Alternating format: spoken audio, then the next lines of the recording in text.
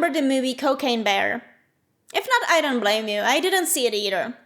Although it does feature esteemed character actress Margot Martindale, so I might actually give it a watch.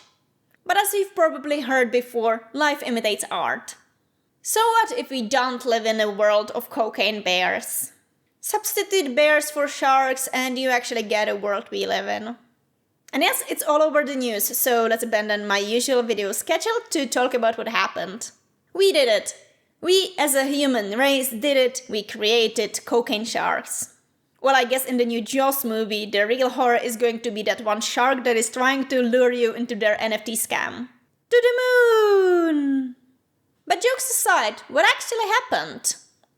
Well, researchers collected some Brazilian sharp-nosed sharks who look kinda cute. They look like they're afraid to ask you for ice cream, and they tested them for drugs, and they're obviously not as innocent as they might seem. The sharks were collected in coastal waters around Rio de Janeiro, and traces of cocaine and benzoyl-L-agonine were found in the muscles and livers of 13 sharks. Benzoyl-L-agonine is a molecule that is created in the liver when it metabolizes cocaine. Female sharks actually had higher concentrations of cocaine compared to their male counterparts, but so far we don't know why. This is potentially really concerning. Cocaine in sea can potentially affect marine life and affect not only these individual sharks, but the species as a whole and the ecosystem.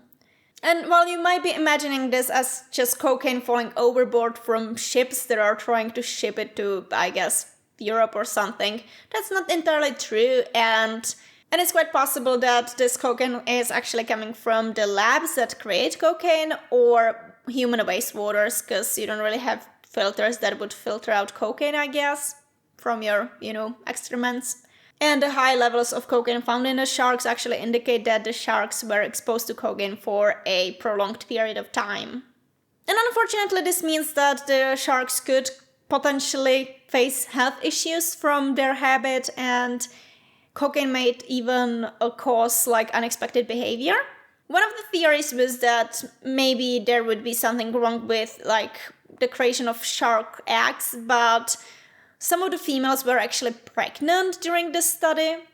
Unfortunately, the sharks were dissected though, so we won't get any more answers from those, I guess. What we do know is that cocaine in humans can actually cross placenta, and depending on the age of the fetus, it might actually affect its development and the development of its nervous system. And yes, it's not as bad as, for example, what alcohol does, because alcohol completely ruins the fetus, and fetal alcohol syndrome is life-altering, while cocaine babies are better off, but it's still not recommended to do cocaine in pregnancy. And don't forget that humans and sharks are pretty evolutionary far apart. I mean, sharks are even older than trees, literally sharks were on this planet before trees. They were swimming in the seas of the ancient world, and there were just these lower plants. So yes, sharks lived for long enough to see both dinosaurs and cocaine. The question is, can they survive humans? We know that cocaine is toxic to marine wildlife, it can damage the creature's DNA and disrupts their hormones, but we would really need more research to know more, we only have this basic info. Hopefully, more research is going to get funded. From what I've seen, it seems that they are planning to test more shark species and also some migratory fish such as mullets. And of course, don't forget the other danger, which is that humans eat whatever they see. And I think once the word about cocaine sharks gets out, which it did, it's getting out right now, right?